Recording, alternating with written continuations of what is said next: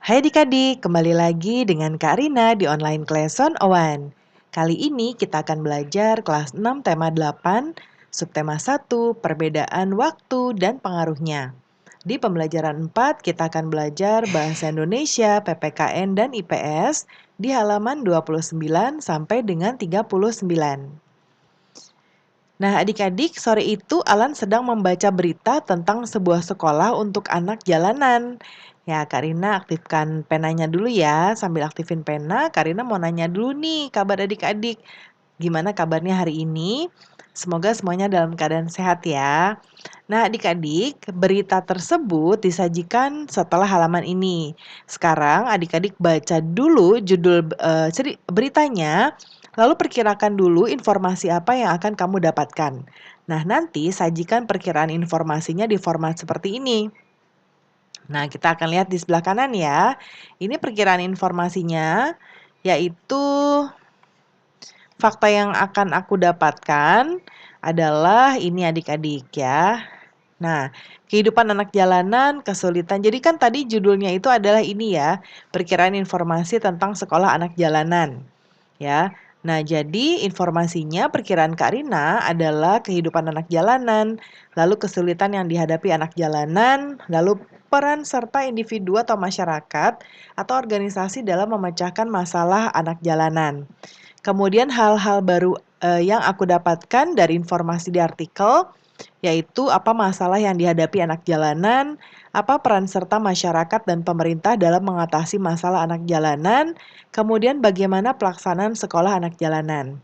Lalu pelajaran yang aku dapatkan dari artikel yang kubaca, masalah sosial yang ada di masyarakat, memperoleh pendidikan adalah hak warga negara Indonesia, dan kewajiban pemerintah dan warga negara dalam mengatasi pendidikan. Sekarang adik-adik baca dahulu bacaan di sini ya, teks bacaan judulnya Sekolah Anak Jalanan. Ini boleh adik-adik pause dulu videonya atau bisa juga dibaca dari buku masing-masing ya. Nah, sekarang setelah membaca, kita lengkapi lagi formatnya sama seperti yang sebelumnya ya. Namun, sekarang perbedaannya adik-adik sudah baca. Nah, coba ya kita isi dulu. Di bagian faktanya, banyak anak jalanan menjadi peminta-minta atau pengemis ya. Kemudian di kawasan Plumpang, Jakarta Utara, anak-anak jalanan bersekolah. Kemudian Yayasan Himata merupakan lembaga yang bersifat independen dan nirlaba. Kemudian PKBM Himata sangat peduli pada pendidikan anak jalanan. Lalu pengajar mau mengajar karena tuntutan hati nurani. Lalu hal-hal baru yang aku dapatkan dari informasi di artikel, yaitu kehidupan yang dihadapi anak jalanan, peran serta masyarakat dalam pendidikan anak jalanan. Kemudian berikutnya, perjalanan yang aku dapatkan, pelajaran ya adik-adik ya, pelajaran yang aku dapatkan dari artikel yang aku baca, yaitu kita harus bersyukur karena lebih beruntung dari anak jalanan. Kemudian pendidikan adalah hak semua warga negara. Nah, itu perbedaannya ya. Nah, sekarang perbedaannya, apakah perbedaannya? Jelaskan. Nah, hanya sedikit sebetulnya perbedaannya antara sebelum dan sesudah membaca artikel, karena judulnya sudah sesuai dengan isi artikel ya. Judul juga masih sesuai dengan pokok-pokok pikiran tiap paragrafnya. Perbedaannya sebelum dan sesudah membaca artikel adalah dari kalimat pengembangnya atau gagasan pendukung ya, dan dari pemahaman pembacanya. Kemudian berikutnya ini masih terkait cerita tentang PKBM atau Pusat Kegiatan Belajar Masyarakat Himata. Kita menjadi tahu ya bahwa ada orang yang rela bekerja keras agar setiap anak Indonesia akan memperoleh pendidikan adik-adik ya. Nah, hampir setiap hari kamu dan teman-temanmu pergi ke sekolah untuk belajar. Bagi beberapa anak Indonesia lain, kesempatan bersekolah itu tidak mudah adik-adik. Ya, nah maka dari itu adik-adik supaya kegiatan sekolah ya memberi manfaat bagi kehidupanmu kelak, kewajiban apa yang perlu kamu laksanakan. Sekarang buat kelompok yang terdiri atas 3 atau 4 orang untuk mengisi bentuk karya seperti berikut ini. Ya, kewajibannya apa saja? Kita lihat di sebelah kanan.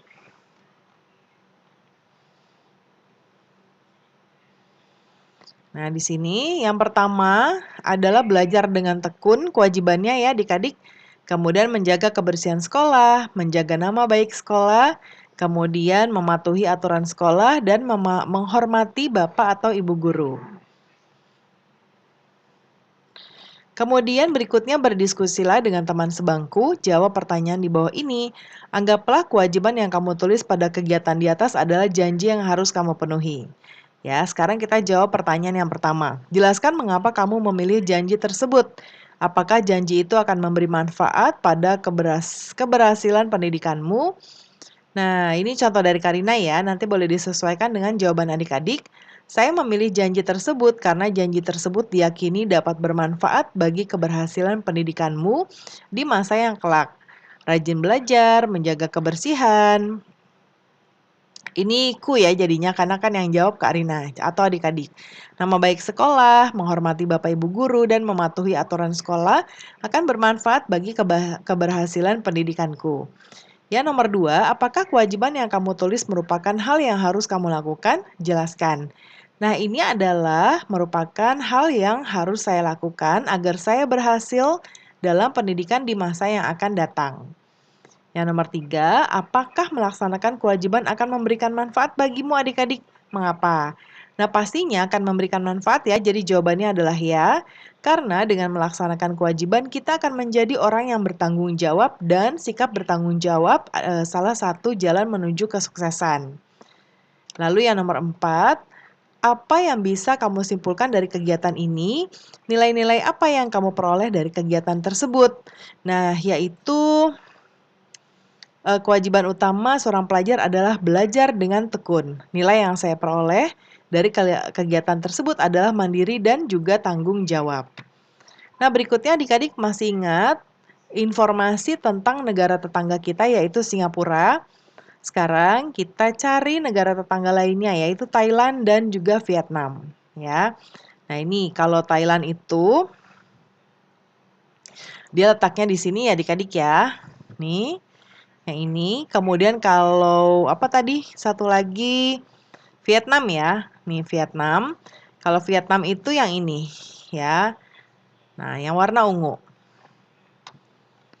Nah, sekarang adik-adik baca dahulu sedikit informasi tentang Thailand ya.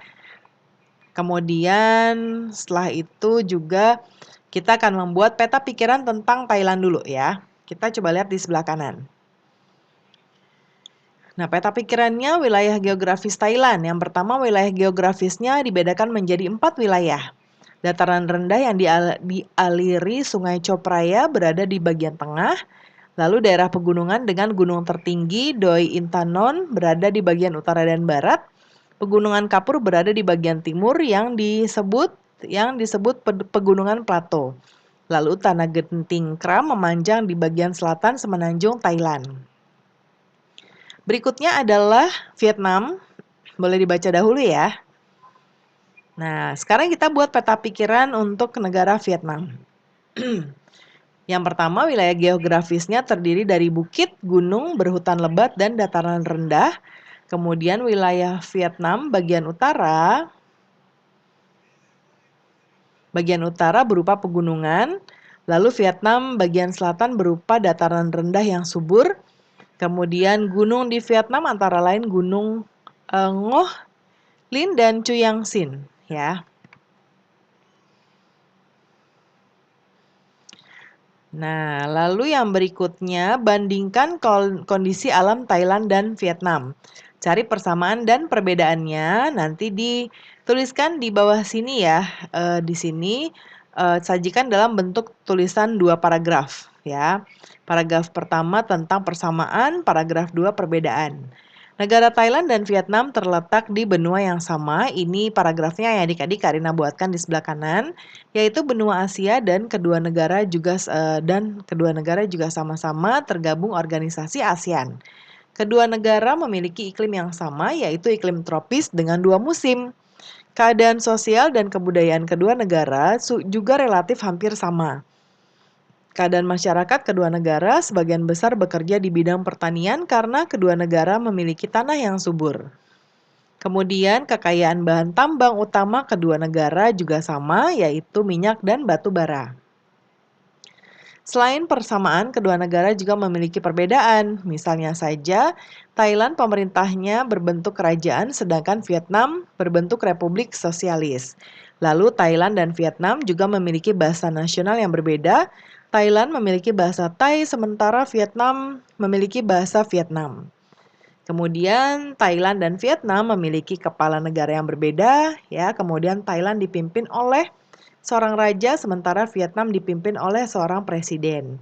Secara geografis maupun astronomis, dua negara juga beda. Thailand dan Vietnam memiliki mata uang yang berbeda. Kalau Thailand itu baht, kemudian kalau Vietnam itu dong. Ya. Kemudian berikutnya ada bacaan tentang ASEAN di sini ya, tentang kerjasama di bidang ekonomi. Ya, kemudian kerjasama di bidang politik, ya. Baru kemudian kita akan membuat kartu informasi untuk setiap bidang kerjasama dan presentasikan nanti di depan kelas, ya. Nah, sekarang bidangnya tadi kan ada macam-macam ya adik-adik ya. Nah, ini akan Karina buatkan. Yang pertama adalah di pembukaan pusat promosi, ya. Promosi dilakukan meliputi sektor perdagangan, pariwisata, dan investasi. Pembukaan pusat promosi ASEAN dilakukan di negara Jepang. Pembukaan pusat promosi bertujuan untuk melakukan peningkatan kegiatan ekspor dari negara-negara ASEAN ke Jepang. Ya, kemudian kalau di bidang politik ya Defense Ministry Meeting atau ADMM adalah bentuk kerjasama di bidang politik. Kemudian ADMM merupakan pertemuan rutin Menteri Keamanan negara-negara anggota ASEAN. Kemudian pertemuan membahas kerjasama dan diplomasi politik dalam bidang pertahanan dan keamanan negara-negara ASEAN. Lalu berikutnya yang bagian penyediaan cadangan pangan. Yang pertama, kerjasama dilakukan untuk kerjasama yang saling menguntungkan, tetapi juga dalam keadaan yang darurat. Ketika salah satu negara ASEAN mengalami krisis pangan, negara lain siap menyuplai cadangan pangan. Lalu pengiriman duta dan konsulat di bidang politik ya, pengiriman duta dan konsulat agar wakil negara selalu menjalankan fungsi dan perannya sebagai bagian dari ASEAN.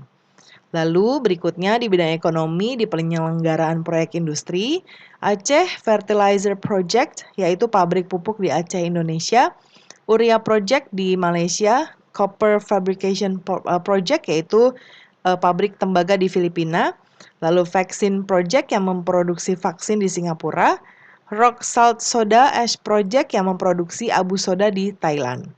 Kemudian di perjanjian ekstradisi ASEAN, perjanjian ekstradisi merupakan bentuk kerjasama bidang politik. Perjanjian ini bertujuan untuk menangani tersangka kejahatan yang melarikan diri ke kawasan negara-negara di ASEAN. Nah, berikutnya di bagian kawasan perdagangan bebas. Ini agak cukup banyak adik-adik karena kan kita tadi diminta untuk setiap bidang kerjasama ya.